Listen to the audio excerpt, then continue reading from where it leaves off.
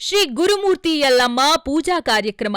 ಶ್ರೀ ಗುರುಮೂರ್ತಿ ಯಲ್ಲಮ್ಮ ದೇವರಿಗೆ ಪ್ರತಿ ವರ್ಷದಂತೆ ಕಾವೇರಿ ನದಿಯ ದಡದಲ್ಲಿ 101 ಪೂಜಾ ಕಾರ್ಯಕ್ರಮ ನೆರವೇರಿಸಿ ವಿಧಿವಿಧಾನಗಳ ಮೂಲಕ ಹೋಮ ಹವನಗಳನ್ನು ಮಾಡಿ ದೇವರಿಗೆ ಪೂಜೆ ಕೈಕಾರಿಯನ್ನು ಮಾಡಿ ದೇವಸ್ಥಾನಕ್ಕೆ ಮೆರವಣಿಗೆ ಮೂಲಕ ಕೊಂಡೊಯ್ಯಲಾಗುವುದು. ಇದಕ್ಕೆ ಗುರುಮೂರ್ತಿ ಯಲ್ಲಮ್ಮ ದೇವರ ವಂಶಸ್ಥರು ಪ್ರತಿ ವರ್ಷದಂತೆ ಬಂದು ಪೂಜಾ ಕಾರ್ಯಕ್ರಮ ನೆರವೇರಿಸುವುದು ವಾಡಿಕೆಯಾಗಿರುತ್ತದೆ.